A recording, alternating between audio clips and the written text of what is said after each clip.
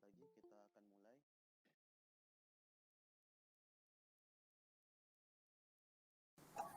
Ana buka terlebih dahulu. Bismillah. Assalamualaikum warahmatullahi wabarakatuh. Waalaikumsalam warahmatullahi wabarakatuh. Alhamdulillahirabbil alamin wa bihi nasta'in wa ala umuri dunya waddin.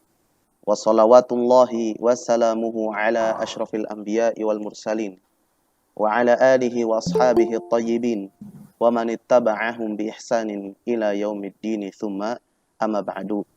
Alhamdulillah, kita bersyukur kepada Allah Subhanahu wa taala yang memberikan kita kesehatan sehingga bisa memberikan kita kesempatan untuk belajar di pagi hari yang berbarokah ini insyaallah taala. Semoga Allah Subhanahu wa taala memberikan kita ilmu yang bermanfaat dan memberikan manfaat dari ilmu yang telah diberikan kepada kita semua. Sebelum memulai, Ana ingin mengingatkan kembali kepada asatidzah untuk tetap menjaga mic-nya, mikrofonnya agar tidak menyala, agar tidak mengganggu materi. Kemudian yang kedua, untuk kamera bagi yang pengajar ikhwan harap dinyalakan sebagai adab kita dalam menuntut ilmu. Kemudian selanjutnya untuk pertanyaan nanti ya kita jadikan 2 sesi sebagaimana pertemuan kemarin. Jadi sesi 1 ini full materi kurang lebih 1 jam, sesi keduanya tanya jawab yang kita diskusikan di grup WhatsApp. Taib. Nah, ada pertanyaan dari asatidzah di grup ya kan. Masalah Ustadz, apakah rekaman yang sempat error kemarin itu diadakan pengulangan? Ini juga sudah Ana bicarakan dengan Ustadz Afid. Insyaallah pada pagi hari ini kita akan membahas ulang khususnya rekaman yang sempat error waktu itu. Terlebih kita alhamdulillah sampai pertemuan 9 kemarin sudah menyelesaikan masalah bab sifatul huruf. Nah, sebelum kita lanjut ke masalah bab tajwid, kita ulang terlebih dahulu rekaman-rekaman yang sempat error agar seluruh pengajar lain yang setelahnya atau yang memang belum sempat mendengarkan pertemuan ini atau pembahasan ini bisa mendapat kesempatan untuk mendengarkan kembali. Karena memang rekaman yang error itu rekaman pertama dan itu masih sekitar 40 pengajar saja yang bergabung. Sedangkan saat ini jumlahnya sudah sekitar 550 orang. Dan ini menurut Ana waktu yang cocok untuk melakukan pengulangan rekaman agar bisa diperdengarkan dan mendapatkan manfaat secara maksimal. Thayyib, untuk mempersingkat waktu dan tempatnya kami persilakan kepada Ustadz Afid untuk menyampaikan materi tentang muqaddimah matan Jazariyah. Tafadhol Ustadz Afid. Ya. Assalamualaikum warahmatullahi wabarakatuh. Waalaikumsalam warahmatullahi wabarakatuh. Alhamdulillah. Salatu wassalamu ala Rasulillah wa ala alihi wa sahbihi wa man wala wa la haula wa la quwata illa billah. Ayyuhal ikhwah rahimani wa rahimakumullah. Ya, sebelum kita nanti memulai, nanti kalau seandainya suara saya terpotong-potong atau tidak jelas, mohon langsung ada yang mengingatkan ya, buka mikrofon, saya dikasih tahu biar nanti mungkin kita atasi dulu masalahnya supaya nanti selesai terlebih dahulu. Ya, ayyuhal ikhwah rahimani wa rahimakumullah. Setelah bersyukur kepada Allah Subhanahu wa taala, kemudian berselawat dan salam kepada Nabi Muhammad sallallahu alaihi wasallam. Alhamdulillah kita pada kesempatan pagi hari ini, pagi hari yang berbahagia, ya kita bisa kembali berjumpa ya via online ini dalam rangka mempelajari Al-Qur'an, lebih tepatnya mempelajari tata cara membaca Al-Qur'an dengan lebih baik dan lebih benar. Dimana insya Allah sebagaimana yang sudah disampaikan, kita akan sedikit ataupun mengulang ya apa yang sudah disampaikan sebelumnya, yaitu pada materi pertama atau materi seputar Muqaddimah Al-Jazariyah, agar insya Allah manfaatnya bisa semakin luas dan sekaligus yang mungkin sudah mendengarkan ya, dan saya juga pribadi bisa mengulang materi ini sehingga semakin kuatnya. Sebagaimana perkataan ahli hikmah, ma takarrar, apa yang sering diulang-ulang akan semakin kuat ya, akan semakin kuat. Oleh sebab itu ya, inti dari hafalan, kemudian pelajaran, diulang-ulang terus, murojaah, murojaah, murojaah, sampai kita menjumpai Allah Subhanahu wa taala nantinya. Ya, ntar ya sampai saya tampilkan terlebih dahulu.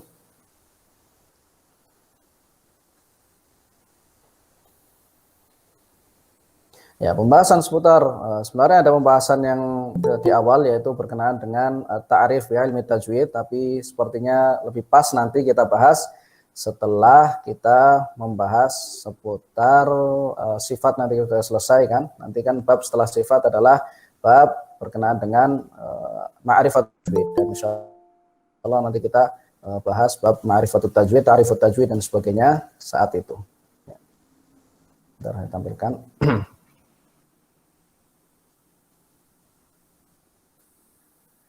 Ya, berkenaan dengan muqaddimah dari matan Jazariyah, yang sedikit kita akan mengulas. Sebelum kita memasuki pada matan Jazariyahnya itu sendiri, kita akan sedikit mengulas hal-hal yang berkenaan bagaimana secara perkembangan ilmu tajwid ini. Karena kita tahu bersama, ilmu tajwid ya dahulunya tidak ada. Ya, di zaman Rasulullah SAW ya semuanya langsung talaqi wal musyafahah. Ya, intinya adalah talaqi wal musyafahah. Para sahabat langsung mengambil dari Rasulullah SAW, kemudian setelahnya para sahabat saling mengajarkan satu dengan yang lain. Kemudian juga setelahnya para sahabat mengajarkan kepada para tabi'in dan terus turun-menurun sampai kepada kita. Sehingga kita dapati ilmu tajwid, ya, begitu juga dengan Al-Quran, nanti kita kenal ada dengan namanya sanad. Ya, karena ya silsilah itu, ya, ini merupakan salah satu keutamaan dari umat ini, kita punya sanadnya. Baik hadis, terlebih lagi Al-Quran, sanadnya ada. Lalu diperinci satu persatu hingga sampai kepada Rasulullah SAW. Kemudian kita juga sedikit menyinggung ya, manahijul musannifin fi ilmi tajwid. Maksudnya adalah bagaimana perkembangan tentang tasnif ataupun taklif atau tentang karangan-karangan atau karya ulama dalam masalah ilmu tajwid. Kemudian juga tentunya akan sangat baik kita mengetahui dengan entah secara singkat atau secara mendetail tentang siapa itu sang pengarang Al-Imam Ibnul Jazari rahimahullah. Kemudian sedikit juga kita menyinggung hal-hal yang berkenaan dengan muqaddimah Jazariyah. Ya, marahilun nasy'ati ilmi tajwid. Dalam ilmu tajwid ada beberapa marhalah atau beberapa tingkatan. Yang nantinya dari yang pertama prosesnya, ya, proses yang pertama adalah at-talaqqi wal musyafahah. Yang pertama adalah at-talaqqi wal musyafahah, yaitu seorang guru tadi langsung mengambil atau langsung mengajarkan kepada muridnya. Jadi ini inti utama dari ilmu tajwid itu. Ya, sedangkan teori nantinya hanya untuk membantu. Ya, teori itu untuk membantu. Jangan kebalik, kita hanya pelajari teori, kemudian tidak mau talaqi ataupun musyafahah. Ya, teori nanti akan sangat membantu kita dalam proses talaqi wal musyafahah. Karena sebagaimana perkataan Ibnu Jazari rahimahullah dalam Munjidul Muqri'in, beliau katakan, ya, siapapun ya, meskipun mungkin dia hafal berbagai kitab, misalkan kitab Taisir, ya, walau hafidhut Taisir, kata Ibnu Jazari. Meskipun dia hafal at-Taisir, Taisir itu kitab, ya, kitab tebel, bukan mantumah, ya, kitab biasa tentang qiraat sab'ah. Yang sekarang kemudian nanti ada mantumahnya, mantumah Syatibiyah. Nah, kalau seandainya ada yang hafal Taisir dari awal sampai akhir tak ada sedikit pun salahnya, satu hurufnya pun tidak ada salah, maka dia tidak bisa kemudian langsung mengajarkan kepada muridnya. Yukri, tidak bisa kalau seandainya dia belum talaqi dan musyafahah. Karena memang aslu hadzal ilm at-talaqqi wal musyafahah. Nah, kemudian marhalah setelahnya adalah marahil nasy'ati ilmi tajwid, ya, ataupun marhalatut tadwin al-mutafarriq. Setelah awalnya cuma talaqi wal musyafahah, hingga kemudian para ulama kemudian berinisiatif. Ini banyak kaum muslimin yang masuk ke dalam Islam dari berbagai kalangan, bukan hanya orang Arab. Kalau orang Arab dahulu, para sahabat dan sekitar-sekitarnya yang masih bangsa Arab, ya, disuruh mengucapkan huruf jim ataupun suruh baca Al-Quran, alhamdulillahirabbil fasih, karena mereka masih bangsa Arab yang masih murni bahasanya. Tapi berbeda setelah banyak masuk dari bangsa-bangsa yang lain, ya salah satunya kita juga ya, alhamdulillah Al-Quran ataupun Islam sampai kepada negeri kita, ya, menyinari negeri kita. Nah, kita pun sulitan tentunya. Banyak orang-orang yang kesulitan kalau seandainya langsung disuruh belajar membaca Al-Quran. Maka dari itu butuh prosesnya. Ya, setelah itu para ulama kemudian mentadwin, membuat atau membukukan teori-teori yang berkenaan dengan pengucapan huruf hijaiyah. Di antaranya adalah baik dalam kitab qiraat ataupun dalam kitab bahasa Arab. Dan kitab bahasa Arab, ya, kitab bahasa Arab yang sampai kepada kita, yang saat ini yang paling qadim atau yang paling lama yang di dalamnya membahas tentang permasalahan makharijul huruf dan sifatul huruf atau makharijul huruf dan berkenaan dengan huruf-huruf adalah kitab, ada yang ingat kitab apa? Ada kitab yang paling jauh atau yang sampai kepada kita saat ini. Beliau al-muallif ya sekitar tahun 160 Hijriah wafatnya ya. Beliau adalah Imam Ahmad ibn al-Khalil ibn Ahmad al-Farahidi. Beliau punya kitab namanya Al-Ain. Nah, dalam kitab Al-Ain ini beliau menuliskan di bab-bab awal, beliau menuliskan hal-hal berkenaan dengan makharijul huruf, kemudian alqabul huruf, kemudian hal-hal yang berkenaan dengan sifatul huruf juga beliau singgung. Baru kemudian setelahnya ada Alkitab karya Sibawayh. Begitu juga dalam kitab-kitab ilmu qiraat.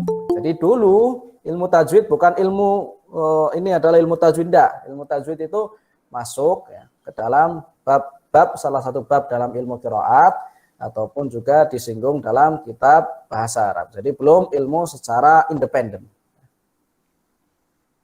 Nah, sementaranya ini ada ini dia. Oh, ada gambarnya di sini ya. Kitabul Ain. Ini Kitabul Ain bagi siapa saja yang ingin memperdalam ilmu tajwid ya, kemudian juga ilmu bahasa Arab ya, penting sekali terutama muqaddimahnya tentang ketika beliau menjelaskan tentang permasalahan makharijul huruf. Karena nanti kita dapati ya, ulama-ulama setelahnya yang membahas kitab makharijul huruf, sifatul huruf, biasanya mereka akan menjadikan Kitabul Ain ini sebagai marji' ataupun referensi.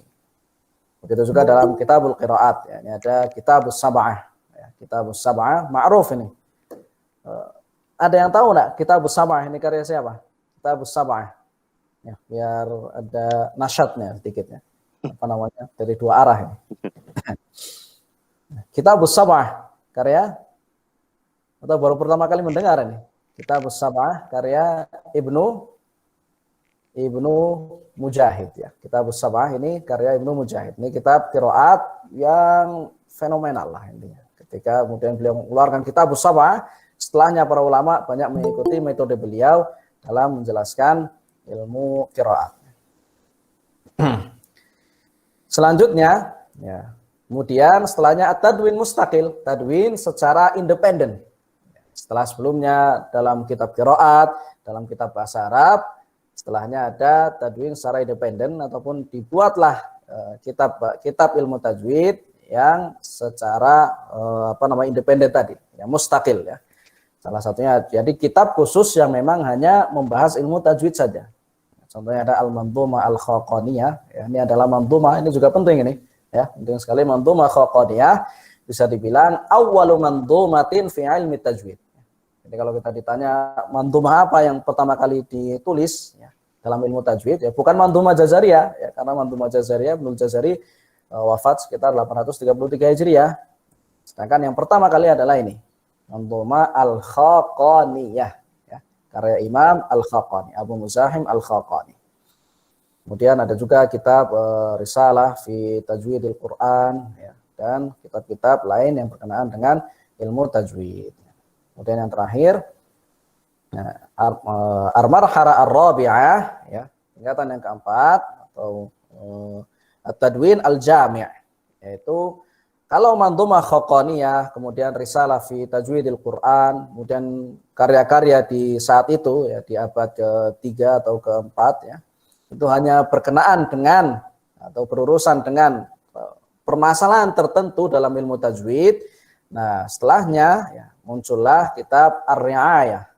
Ar-Ri'ayah yang membahas ilmu tajwid secara menyeluruh. Ya, Ar-Ri'ayah kayak Makki bin Abi Thalib, kemudian At-Tahdid oleh Imam Ad-Dani, kemudian juga kitab-kitab yang lain berkenaan dengan ilmu tajwid.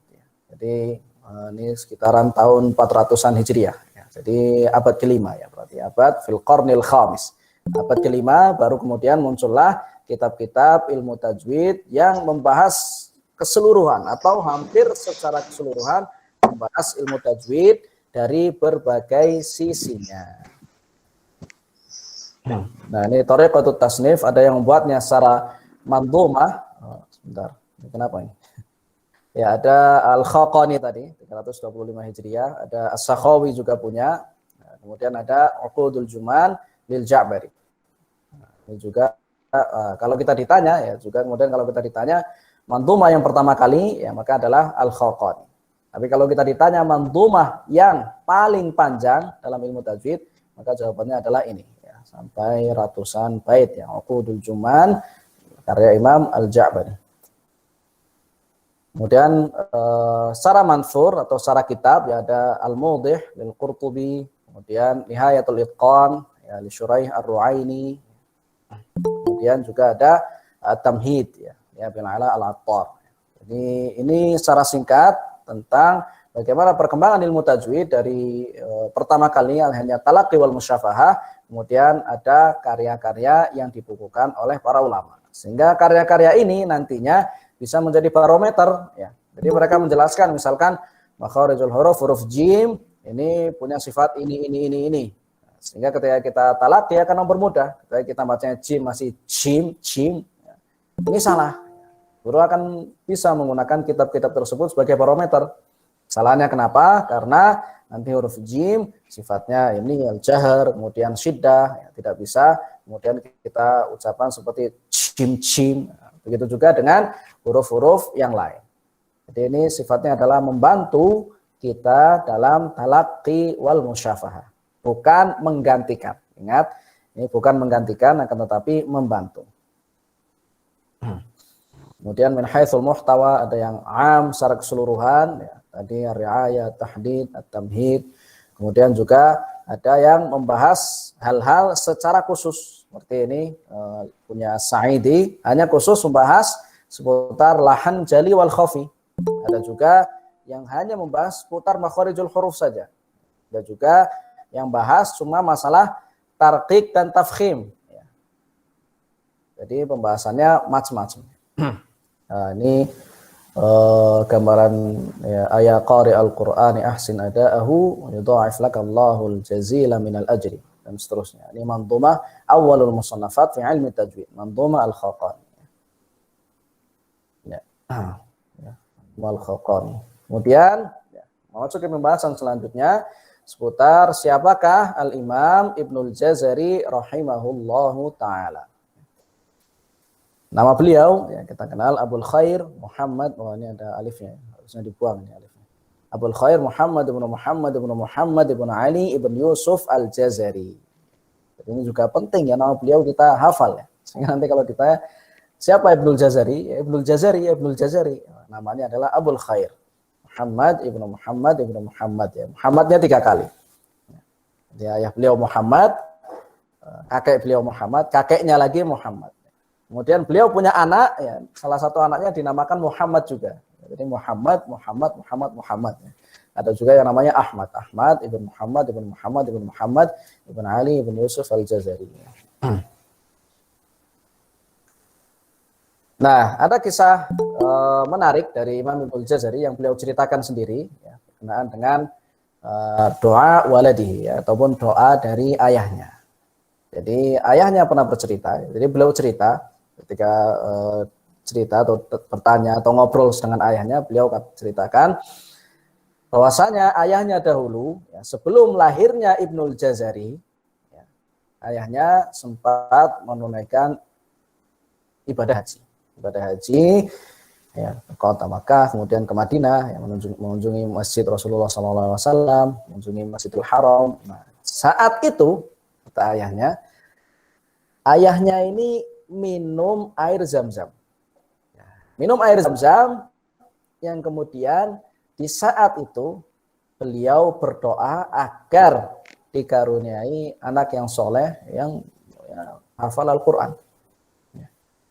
Dan ternyata Allah Subhanahu Wa Taala setelah pulang kemudian apa dan sebagainya, tidak berapa lama ya, berapa tahun berikutnya lahirlah Ibnul Jazari.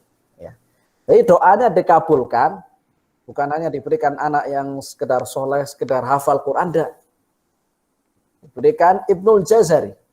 Bayangkan, beliau adalah seorang ulama yang menjadi marji utama sekarang. Kita mau mempelajari ilmu tajwid ya, Ibnul Jazari mantumah beliau. Kita ingin belajar ilmu qiraat ya, harus kita merujuk kepada karya-karya Ibnul Jazari. Tidak bisa kita merujuk kepada karya-karya yang lain. Ya, tapi karya Ibnul Jazari menjadi rujukan utama. Karya-karya ulama yang lain banyak sekali menjadi rujukan tambahan. Ya, jadi Ibnul Jazari. Kalau kita lihat kisah hidupnya pun Masya Allah. Ya, beliau lahir tahun 751 Hijriah di kota Damaskus, Asyam. Hafizul Quran, ya, hafal Quran umur 13 tahun. Ya, maka ini juga motivasi untuk kita, mungkin sudah ada yang hafal Quran atau yang belum, ya ayo hafalkan Al-Quran. Kemudian kalau seandainya ada yang belum, ya hafalkan, atau dia sudah, ya nanti motivasikan kepada anak kita untuk juga menghafal Al-Quran. Kalau bisa seperti ulama zaman dahulu, hafal Quran umur 13, atau ada yang 12, atau bahkan ada yang kurang dari itu. Karena memang awal maratib talab, ya, itu adalah hifdzul Quran. Akhadhal qiraat ala adadin min syuyukhi Dimashq. Jadi kebiasaan ulama terdahulu, ya, sebelum melakukan rihlah untuk menuntut ilmu, mereka mengambil ilmu dahulu dari ahli balad, ya, dari tempat beliau lahir. Kemudian rahila lil akhdhi hadis syuyukh. Sebelumnya ya, berkenaan dengan Ibnul Jazari ada salah satu atau banyak sebenarnya kisah menarik tentang Ibnul Jazari, banyak sekali. Di antaranya ialah suatu ketika beliau masih umur 20-an, beliau berkunjung ke kota Mesir. Ingin belajar dari salah satu masyayikh di sana. Ternyata masyayikh di sana, salah satu syekh yang beliau tuju, sibuk sekali. Bukan sibuk malas-malesan atau sibuk apa ya. Beliau sibuk benar-benar, syekh tersebut, syekh yang masyhur, tulabnya banyak sekali. Saat itu, ya, Ibnul Jazari, Ibnul Jazari bisa setoran kepada syekh ini. Setoran qiraat sab'ah. Syekhnya bilang, wah aku enggak punya waktu lagi. Ibnul Jazari nggak habis pikir, ya masa nggak bisa. Oh, penuntut ilmu yang semangat tuh seperti itu. Bukan kemudian, oh, maaf saya nggak punya waktu, ini. Ya sudahlah. Atau belum datang ke syekhnya, lihat syekhnya udah sibuk, nggak mau. Atau lihat syekhnya sedikit mutasyaddid, ya, atau agak keras, sudah takut, sudah cium. Enggak. Ibnul Jazari nggak demikian. Cari cara. Gimana caranya? Akhirnya kemudian syekhnya ya sudah. Saya nggak punya waktu kecuali tengah malam. Bayangkan sekarang jam 12 malam, antum datang ke guru, kemudian waktu saya full dari pagi sampai malam. Saya cuma punya waktu tengah malam. Kalau kita mungkin, oh ya sudah, jazakumullah khairan, saya pergi. Ibnul Jazari enggak. Ya sudah, kata Ibnul Jazari, saya datang jam 12 malam ini. Ya, tengah malam, saya datang. Benar. Ya, bertahun-tahun, berhari-hari, berbulan-bulan beliau lakukan hingga selesai qiraah sab'ah, setoran. Ya, kemudian lanjut qiraah asyroh dan seterusnya. Jadi ya, dan yang lebih menakjubkan lagi kata Ibnul Jazari, setiap kali saya datang ke tempat setoran, guru saya sudah siap. Nah, bayangkan, ini juga untuk antum-antum, ini pengajar juga penting. Ya. Bukan mesti harus nunggu muridnya full dulu, baru antum masuknya telat. Alasannya ya muridnya ada yang telat. Enggak, antum sendiri tuh harus ngasih motivasi. Antum dengan datang ke tempat halaqat, ke tempat ngajar awal, murid pun akan malu kalau terlambat. Nah, ini saya rasakan sendiri. Di Madinah ada Syekh Yasir Al-Aufi, dosen kami, ya, sampai saya ingat sekali ini. Syekh Yasir Al-Aufi, hafizahullah, dari kabilah Auf. Yasir ibn Awad Al-Aufi. Beliau pasti selama 1 semester saya belajar dengan beliau, ya, waktu itu mata kuliah qiraat. setiap kali beliau masuk, padahal waktu itu mata kuliah qiraat itu 1 minggu itu 8 jam, 8 jam. Jadi ya 4 hari pelajaran, 8 jam. Jadi 4 hari dalam seminggu. 4 hari dalam seminggu, selama 1 semester, mesti beliau sudah datang 15 menit sebelum jam masuk. Kita sebagai muridnya pun mahasiswa malu gitu kalau seandainya telat. Ini dosen kami aja kita datang awal, dosen tuh udah duduk siap gitu. Jadi kalau kita sebelum masuk ingin ngobrol-ngobrol, tanya-tanya dulu materi yang belum dipahami itu bisa sebelum beliau mulai. Nah, jadi ini motivasi bagus juga ya. Selain itu dicontohkan oleh guru Ibnul Jazari dan guru-guru beliau. Nah, kemudian Juhud Ibnul Jazari ada insya, Darul Quran, ada taklif juga, masya Allah banyak sekali. Tadris mengajarkan, kemudian al-iqra. Kemudian tadris ya mengajarkan biasa, sedangkan iqra yuqri ya, ataupun mentalaki para murid-muridnya. Kemudian al-ifta. Nah, di antara hal yang menarik juga di umur beliau yang belum menginjak 30 tahun, beliau sudah diizinkan untuk berfatwa. Salah satu yang mengizinkan adalah Al-Imam Ibnu Katsir, Abul Fida Ibnu Katsir rahimahullahu taala ya. Jadi beliau ini belum 30 tahun ya. Kita 30 tahun mungkin apa yang sudah kita tahu ya. Ini belum menginjak umur 30 tahun, Ibnul Jazari sudah diakui oleh Ibnu Katsir dan ulama-ulama di zaman. Sudah dibolehkan kamu, sudah saya bolehkan untuk berfatwa. Sehingga kalau seandainya ada yang menganggap terutama ketika membahas hukum ilmu tajwid ya, karena banyak ulama-ulama sebagian masyayikh mengatakan ini Ibnul Jazari kan mewajibkan. Tapi kan Ibnul Jazari kan nggak paham fikih. Ibnul Jazari kan bidangnya itu tajwid.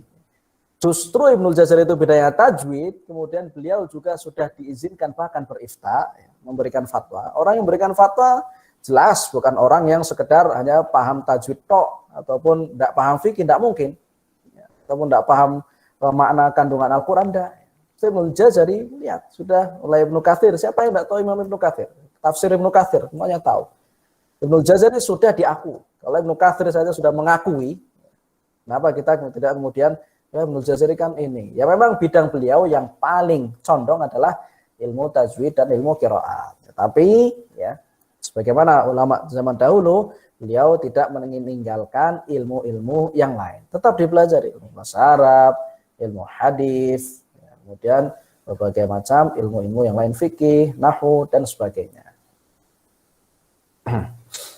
Ya, kemudian di antara daerah yang sudah beliau kunjungi ada Al-Hijaz, jelas Makkah dan Madinah. Kemudian ya, dan di setiap tempatnya, kebanyakan beliau mengambil ilmu dari ulama di sana atau mengajar. Kemudian Khurasan, ya, Wara'an Nahar, kemudian Biladur Rum, Misr, kemudian ada Asyam, dan ini diantara negeri-negeri yang sudah beliau kunjungi, entah dalam rangka mengambil ilmu ataupun beliau mengajarkan ilmu di sana. Nah, diantara karya Imam Ibnul Jazari, ya, beliau punya karya banyak sekali, ya, lebih dari 70 kitab, ya, lebih dari 70 kitab karya beliau. Ya.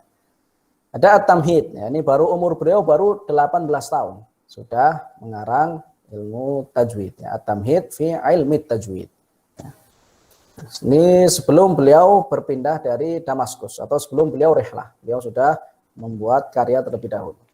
Kemudian ada Munjidul Muqri'in, ini juga bagus sekali. Di dalamnya banyak hal-hal, akhlak-akhlak, bagaimana adab-adab kita sebagai seorang penuntut ilmu, terutama penuntut ilmu Al-Quran. Bagaimana ketika kita hendak talaki, bagaimana cara kita ketika kita hendak datang ke halaqat, bagaimana sikap kita sebagai seorang murid ketika di hadapan syekh, ya, baca Quran, misalkan sedang talaki, jangan, bahkan beliau bahas juga itu, jangan kita sambil sedang setoran kok muka kita ke sana, muka kita atau pandangan kita ke sana, ke sini dan sebagainya. Begitu juga beliau jelaskan bagaimana kalau seandainya kita dalam posisi sebagai seorang pengajar. Di situ juga beliau bahas. Seorang pengajar ya harus seperti ini, dengan muridnya harus seperti ini, dan seterusnya. Ini maka dari itu dosen kami pun ya sangat menyarankan bagi setiap pengajar Al-Quran atau orang yang talibul ilm, ya, yang terutama talibul ilmi, tajwid dan Al-Quran secara umum, ya, kitab ini ya dibaca. Karena banyak sekali faedah-faedah, kisah-kisah juga beliau menceritakan, kemudian hal-hal yang berkenaan dengan Al-Quran. Kemudian juga beliau menuliskan Ghayatun Nihayah, ya, ini dalam masalah tarikh ataupun tarjamah-tarjamah ya, tentang para ahli atau ulama qiraat. Dan uniknya Ghayatun Nihayah ini, ya, di dalam Ghayatun Nihayah sendiri beliau menjelaskan tarjamah ya, ataupun biografi dari anak-anak beliau. Ada Ahmad Ibn Jazari, beliau jelaskan dengan penuh kebanggaan. Jadi beliaunya menjadi seorang ahli Al-Quran, ternyata anak-anak beliau juga. Kemudian ada An-Nashr wa Thayyibah. Nah, ini salah satu karya beliau yang sangat-sangat fenomenal. An-Nashr dan At-Thayyibah. Ya, An-Nashr dan At-Thayyibah. Tentang qiraah Ashrah Kubro. Jadi siapa saja sekarang yang mempelajari qiraah Ashrah Sughra, kemudian nanti masuk ke Kubro, ya mau tidak mau mereka harus melewati An-Nashr dan At-Thayyibah. Kemudian karena An-Nashr ini kitabnya kalau sekarang dicetak sampai 5 jilid, ya. Waktu itu murid-murid di zaman beliau ya, banyak yang mengeluh. Ya, ini di zaman beliau ya tahun 800. Kalau sekarang entah gimana. Ya di zaman beliau mengeluh Ibnul Jazari disingkat gitulah. Maksudnya dipotong-potong mana yang paling intinya inti, ya, kemudian dibuat ringkasannya. Nah, kemudian muncullah Taqribun Nashr. Ini cuma 1 jilid. Jangan sampai kemudian kita pikir, waduh ini juga masih tebal ya, minta ringkasannya lagi. Ya, kalau mau ringkasannya ya sudah hafal matan Thayyibah, ya, sekitar 1000 bait. Ya, jadi milih mana, mau ngafal matan Thayyibah atau satu kitabnya ini. Ya. Kemudian kitab beliau ada Al-Ajwibah At-Tabriziyah. Ketika beliau ke daerah yang bernama At-Tabriz, beliau banyak ditanya di sana, kemudian ada yang membukukan pertanyaan dan atau soal tanya jawab gitulah. Soal tanya jawab saat itu tentang permasalahan tajwid dan permasalahan ilmu qiraat. Nah, ini kitab-kitab ini ya yang ada tanggal-tanggalnya ini atau tahun beliau 18 tahun, 22 tahun, 44 dan seterusnya memang beliau tuliskan sendiri ya, beliau tuliskan sendiri di akhir kitabnya. Jadi di akhir kitab beliau tuliskan ya ini saya selesai tahun sekian-sekian. Yang waktu itu beliau segini. Coba kita baca bersama, kita telisik bersama kisah ketika beliau membuat matan ini. Saat itu, ya, beliau sendiri kisahkan di akhir kitabnya atau di akhir yang dekat Unaiza, dekat daerah Qasim, ya. Di situ ternyata ada begal. Ya, beliau dibegal. Ya, kalau di Indonesia dibegal. Nah, jadi beliau dibegal, ditahan. Nah, beliau barang-barang diambil. Ya. Watawaqunil arabu billaili ghaflatan fama taraku syai'an katanya. Itu diambil barang-barang, perbekalan, uang apa dan sebagainya, udah kosong semua. Wakil uqtala kata beliau. Bukan cuma barang-barang yang diambil, nyawaku juga hampir diambil. Jadi beliau ditahan, itu ditangkap gitulah. Hampir mau dibunuh saat itu. Dalam keadaan beliau disandra ngarang matan Durrah. Maka dari itu dosen saya ya, tadi Syekh Khalid Muhammad Ishaq ya ente mau dapat apa lagi gitu, coba bayangkan saja ya, orang beliau aja sedang dalam keadaan haji gagal, perbekalan semuanya habis, hampir mati ya, hampir meninggal, udah syukur-syukur kamu dikasih matan Durrah ya. Coba kalau suruh ngafalin kitab-kitab yang tebel-tebel. Ya. Jadi syukur-syukur aja katanya. Nah, ini kisah Ibnul Jazari sendiri. Kisah unik dari Ibnul Jazari. Bagaimana ilmu senantiasa beliau bawa, bahkan semangat dalam taklif beliau tetap ada. Bahkan saat itu dalam keadaan ya barangkali saya bentar lagi mau dibunuh. Tetap berusaha, ya sudah ini mungkin saya karang karya-karya seperti ini. Kemudian beliau wafat pada tahun 833 Hijriah di daerah yang bernama Shiraz. Nah, kemudian masuk ke matan Al-Jazariyah, ya. Namanya sendiri, ya, bukan matan Jazariyah. Matan Jazariyah namanya adalah Al-Muqaddimah fi ma'ala qari'il Qur'an ayya'lam. Nah, kan kemudian ma'rufnya dengan matan Jazariyah atau Al-Muqaddimah Al-Jazariyah. Kemudian asyuhrah atau syuhrahnya ya dikenalnya dengan muqaddimah jazariyah, baharnya rojaz, ya, baitnya cuma 107 bait, singkat, ya, 100 lebih dikit, ya, singkatnya. Kalau kita bandingkan dengan Thayyibah karena bahas qiraah asyrah ya 1000 bait, ya.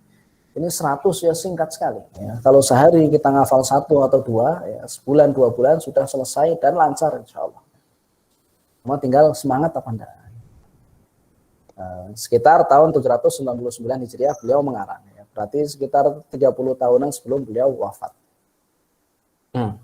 Nah, kalau kita dapati ya dalam matan Jazariyah biasanya ada bab ma'rifatut tajwid, misalkan bab sifatul huruf, bab makharijul huruf. Nah, tulisan bab ini ya itu bukan Ibnu Jazari yang mengarang. Beliau ngarangnya dari awal sampai akhir dibuat seperti itu. Tanpa ada kemudian ini bab muqaddimah, bab ini tidak beliau tuliskan. Ya, beliau tuliskan. Oleh sebab itu, kalau kita lihat, ini diantara syarah yang paling penting. Ya. Jadi, nanti kalau seandainya kita sudah membaca syarah-syarah yang singkat, ya, usahakan syarah-syarah ini juga kita pelajari. Ya, ataupun lewati. Paling tidak kita buka, biar kita tahu bagaimana para ulama terdahulu mensyarah, kemudian bagaimana pendapat-pendapat mereka tentang berbagai permasalahan dalam ilmu tajwid.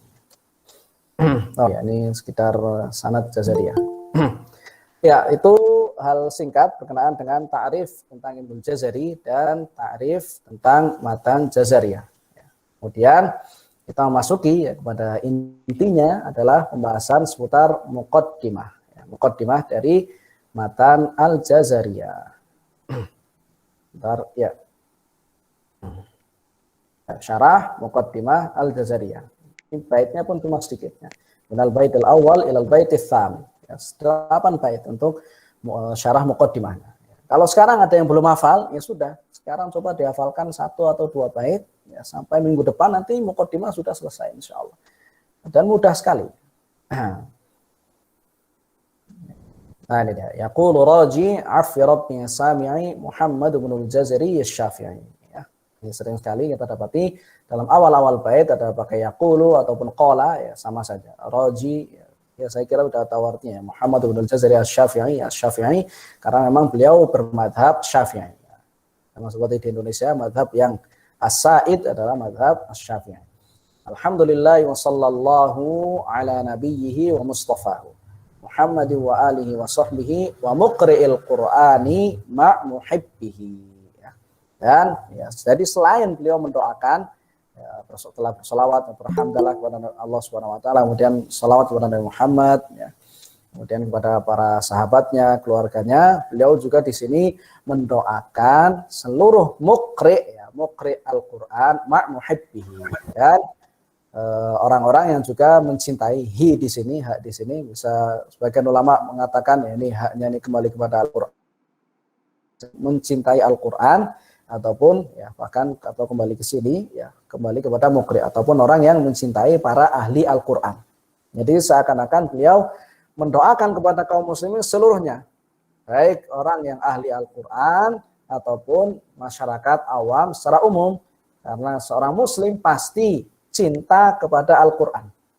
Bisa kita pastikan seorang muslim dan seorang mukmin pasti cinta kepada kitabullah. Maka jazakallah Ibnu Jazari, jazahullahu khairan, ya. Jadi setiap ada orang yang membaca manzumah ini ya, secara tidak langsung kita pun ikut mendoakan seluruh kaum muslimin secara keseluruhan. Wa ba'du inna hadhihi muqaddimah fima ala qari'ihi ay ya'lama idh wajibun 'alaihim muhattamu qabla asy-syuru'i awwalan ay ya'lamu.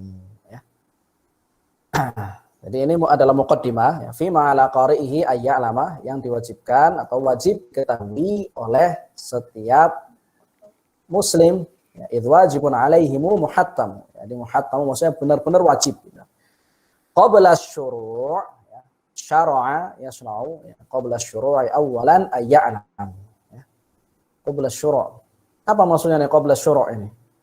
Qabla asy-syuru'. Ada yang tahu enggak? Atau ada yang pernah baca? Atau ada yang ingat? Syuru' memulai, Ustaz. Ya, mulai apa? Mulai apa? Mulai belajar ilmu tajwid. Bukan.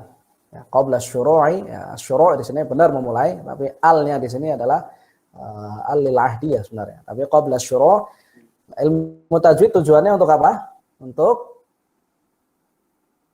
Untuk kita, ataupun ilmu tajwid adalah ilmu yang kita pelajari untuk membaca Al-Qur'an. Maka maksudnya di sini adalah qabla syuru'i fi qiraatil Qur'an. Ya, qabla syuru' fi qiraatil Qur'an. Maksudnya adalah sebelum kita mulai membaca Quran, belajar dulu ilmu tajwid. Belajar dulu ilmu tajwid supaya kita bisa bacanya dengan benar. Yang shad dibaca shad, yang sin dibaca sin, yang to dibaca to, dan sebelumnya. Maksudnya seperti itu.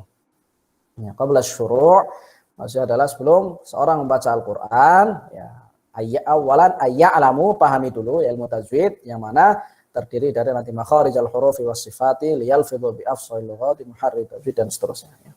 Hal-hal yang berkenaan dengan ilmu tajwid. Sebentar. Al-Muqaddimah, ya ini hanya sekedar penjelasan. Al-Muqaddimah adalah ta'yan bagi al-ihtimam wal i'tina'i biha. Kemudian mal maksud bil wajib huna. Karena beliau katakan di sini id wajibun, ya, maka maksudnya wajib apa? Karena wajib ada dua, ya. Wajib secara syar'i dan ada wajib secara sinai, ya. Dalam para ulama sering menyebutkan wajib secara sinai. Maksudnya ya kalau nggak dilakukan kurang gitu, berkurang gitu. Tapi kalau wajib syar'i jelas. Kalau wajib syar'i kan kalau dilakukan mendapat pahala, kalau tidak dilakukan berdosa. Nah, sedangkan kalau wajib sinai adalah wajib yang seperti ya mirip kayak sunnah muakkadah sebenarnya. Maka dari itu terkadang kita dalam kitab-kitab kita ini yajibu terkadang ada pertanyaan, ini wajib di sini maksudnya apa? Wajib syar'i atau wajib sinai? Nah, kemudian berkenaan dengan kewajiban ini, maka berkenaan dengan ilmu tajwid, ya, makanya adalah wajibnya wajib syar'i. Ya. Namun ilmu tajwid ada dua, secara tatbiq dan secara teori. Ya. Secara ilmu tajwid itu sendiri, begitu juga dengan secara tatbiqnya, secara penerapan.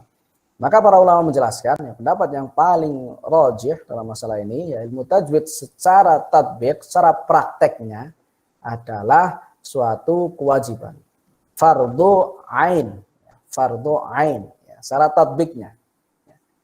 Jadi setiap muslim diwajibkan dan diharuskan untuk, ya, membaca Al-Quran sebagaimana dahulu diajarkan oleh Rasulullah SAW. Tentunya fattaqullaha mastata'tum, semampu kita, ya, semampu kita bagaimana kita mampunya. Bukan semaunya. Ya, udah baca Quran sekedar alhamdulillah nasyaitan enggak. Ya. Tapi usahakan belajar ilmu tajwid, terapkan semampunya. Karena apa? Karena dalam bahasa Arab ini unik, ya. Kalau seandainya kita salah sifat atau salah makhraj pada suatu huruf atau salah harokat, ya, maknanya bisa berubah. Ya. Salah panjang pendek misalkan maknanya bisa berubah. Oleh sebab itu ini merupakan sebuah kewajiban. Nanti masalah wajib ini juga insya Allah kita singgung lagi ketika kita bahas ta'rif, ya, ilmu tajwid atau bab ma'rifatut tajwid. Nah, makharijal hurufi was sifati liyamtiqu bi afsahil lughati muharririt tajwidi wal mawaqifi wa man ladzi rusima fil masahifi min kulli maqtu'in wa mausulin biha wa ta'i unsa lam takun tuktab biha. Ya. Jadi di antara pembahasan ilmu atau dari Muqaddimah Jazariyah adalah pembahasan makharijul huruf dan sifat huruf. Ini pembahasan utama. Makanya para ulama menjelaskan tingkatan pertama atau tahapan pertama tatkala kita mempelajari ilmu tajwid adalah pelajari dulu makharijul huruf. Setelah itu pelajari sifatul huruf. Setelah menguasai dua ini baru kemudian kita mempelajari tarkibul huruf, ya, al-ahkamu an-nasya'ah ani tarkib. Nanti ada idhar, idgham, iqlab, kemudian ada ikhfa dan hal-hal lain yang berkenaan tatkala satu huruf sudah gabung dengan huruf yang lainnya. Tapi yang pertama kita pelajari adalah sudah huruf satu-satu dulu. Huruf ha, bagaimana ha, makhrajnya dan sifatnya. Setelah itu baru ketika semua huruf sudah sempurna kita pengucapannya, baru mempelajari hal-hal yang berkenaan dengan idhar, idgham, nun sukun, mim sukun, dan setelahnya. Al-waqfu wal ibtida. Kemudian tentang permasalahan al-waqfu wal ibtida. Kaifa wa aina. Kalau aina jelas ya, waqaf dan ibtida kita berhenti di mana? Jelas. Kaifa di sini maksudnya apa nih? Kaifa. Kaifa waqaf ya. Bagaimana waqaf? Maksudnya memangnya ada perbedaan ketika kita waqaf. Bukannya alhamdulillah rabbil alamin sudah selesai. Kalau ar-rahmanir rahim selesai. Dan ternyata nanti di bab akhir ya, ada perbedaannya ya, ketika tata cara wakaf. Jadi tata cara wakaf bukan hanya sekedar ada wakaf bisukun ar-Rahman ar-Rahim, nanti ada al-waqfu bil ismam, ada al-waqfu bil raum dan lain-lainnya. Nah, kemudian juga pembahasan seputar rasmul mushaf dan hal-hal yang berkenaan dengan bil qiraah, yaitu berkenaan dengan tata cara membaca Al-Qur'an. Nah, kemudian di sini beliau katakan, perhatikan, ini kayaknya sudah selesai. Oh ya. Berkenaan dengan muharriri, ya, jadi muharrir kalau dalam bidang ilmu tajwid dan ilmu qiraat sering disebut dengan muharrir. Kalau di bidang ilmu fikih biasanya disebut dengan muhaqqiq. Ya. Maksudnya adalah orang yang benar-benar sudah menguasai ilmu tajwid dengan benar. Seorang muharrir adalah orang yang bisa membedakan, benar-benar bisa membedakan mana yang benar dan mana yang salah. Jadi bukan sekedar dia paham, oh ini paham makhraj ha itu di sini, makhraj kha itu di sini. Tapi muharrir, tujuan Ibnul Jazari mengarang matan manzumah Jazariyah ini adalah agar orang yang mempelajarinya menjadi seorang muharrir. Maksudnya ketika kita mendengar orang lain baca Quran, kita tahu orang misalkan orang salah bacanya, kita tahu dia salah. Ya. Tapi bukan berhenti cuma di sini. Kita kalau nyalahkan mungkin mudah ya. Kamu masih salah. Ya, salahnya gimana? Enggak tahu. Pokoknya kamu salah.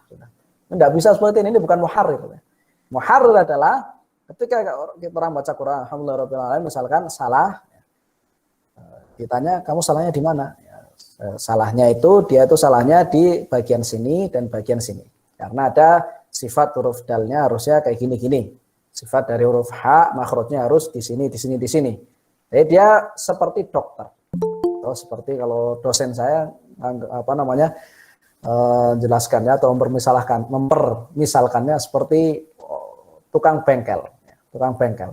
Jadi kalau orang yang sudah ahli bengkel, ya, kata beliau, orang antum bawa mobil antum, ya, kadang tukang bengkel itu cuma dengarkan suaranya, kayak gini, sudah tahu salahnya itu di mana. Oh ini olinya habis misalkan. Oh ini entah bagian apanya ada yang rusak. Oh ini di bagian ini sulit. Nah, ini muharrir ya. Waktu itu dosen saya jelaskannya dengan bengkel, dengan mobil. Kenapa enggak jelaskannya dengan motor? Ya, karena di Saudi hampir tidak ada motor, ya. Tidak cocok menggunakan motor di sana ya, karena panas dan sebagainya. Ya, jadi pembahasan muharrir tajwid, ya paham masalah tajwid dengan benar-benar, kemudian juga dia paham masalah al-mawaqif tentang permasalahan waqaf dan ibtida. Ya, ilmu waqaf dan ibtida tadi. Karena memang waqaf dan ibtida nanti kadang berkenaan dengan rasmul mushaf dan sebagainya. Ini sangat penting untuk kita pelajari. Karena kalau seandainya kita waqaf pada tempat yang salah, maknanya bisa berubah. Oleh sebab itu banyak sekali para ulama yang menjelaskan, mengarang kitab tentang permasalahan al-waqf wal ibtida. Sebenarnya Manarul Huda bil Ashmuni, Manarul Huda fil waqf wal ibtida, kemudian Al-Muqtafa karya Imam Ad-Dani dan seterusnya. Karena dalam bahasa Arab seperti itu. Kalau kita salah, bahkan dalam bahasa Indonesia sendiri ya, kalau kita salah intonasinya salah, biasanya maknanya bisa berubah-berubah kan. Maknanya bisa berubah-berubah. Bahasa Arab juga sama. Dan ini lebih penting lagi karena yang kita baca ini Al-Qur'an, kalamullah. Ya, firman Allah Subhanahu wa taala. Contoh yang sering sekali saya contohkan adalah misalkan di surat Al-Bayyinah ya. Jazaa'uhum 'inda rabbihim jannatu 'adnin tajri min tahtihal anhar. Sebagian karena nafasnya tidak kuat, berarti jannatu 'adnin tajri. Ya, padahal tajri ini fa'ilnya adalah al-anhar. Ya, jadi fa'ilnya dipisah, tidak bisa. Kalau seandainya fa'ilnya dipisah, terpaksa dia akan mencari fa'il yang lain. Sehingga harusnya maknanya sungai yang mengalir, ya, sungai yang mengalir, yang ada surga-surga yang mengalir di bawahnya sungai-sungai, malah maknanya berubah menjadi surga-surga yang mengalir atau tajri kan bisa diartikan surga-surga yang berlari. Ya, tidak benar maknanya. bisa kemudian berubah makna dari Al-Quran itu sendiri. Dan ini banyak sekali. Kadang makna yang berubah bisa sangat parah. Bisa misalkan waqalatin nasara al-masih ibnullah. Misalkan kita mulai berarti waqalatin nasara, misalkan ambil lafaz pada al-masih ibnullah. Ini permasalahan bahkan sudah menyangkut masalah akidah. Meskipun memang mungkin kita tidak sengaja, akan tetapi disinilah pentingnya kita mempelajari ilmu tajwid dan ilmu waqaf dan ibtida. Sehingga ketika kita baca Quran, kita bukan hanya sekedar baca keluar dari lisan kita, tapi kita renungi. Jadi kita tahu kira-kira saya berhentinya di sebelah mana. Oh, di sebelah sini supaya maknanya sempurna. Jangan berhenti di sini karena maknanya bisa berubah. Oh, kenapa harus berhenti di sini? Karena seperti ini dan seperti ini. Jadi nikmat gitu baca Quran. Bukan hanya sekedar baca huruf-hurufnya, hafal, kemudian lewat, sudah selesai, enggak. Tidak demikian. Karena memang Al-Quran tujuannya adalah liyadabbaru ayati. Agar kita mentadabburi ayat-ayatnya.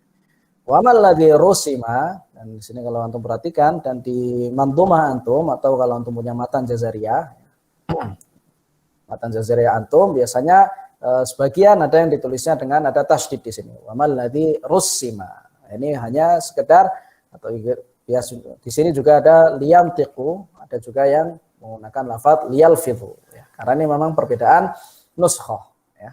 Karena biasa seorang pengarang dahulu, seorang yang mengarang sebuah kitab atau bahkan mandhumah, biasanya ketika menuliskan mandhumah pertama kali, beberapa tahun kemudian biasanya akan direvisi. Dia akan merevisi sendiri bagaimana supaya kalimatnya lebih tepat dan lebih bagus. Jadi terkadang memang dan salah satunya adalah Jazariyah. Jazariyah ini banyak sekali nuskhahnya karena memang matan ini terkenal sekali, sehingga di sebagian nuskhah ya, di manuskripnya ditulis liyalfidhu, di sebagian nuskhah ditulis liyamtiq. Tapi tidak masalah, maknanya masih berdekatan. Wa mal ladzi rusima fil masahif. Kemudian terakhir ya, berkenaan dengan masahif ya. Oleh sebab itu di sini disebutkan al-masahif, bukan hanya disebutkan mushaf ya. Kenapa? Di sini disebutkan dengan jamak karena memang di zaman Rasulullah, di zaman Utsman bin Affan radhiyallahu anhu, ketika dituliskan mushaf yang kita kenal dengan mushaf Utsmani ya, bukan hanya ada satu mushaf saja ya.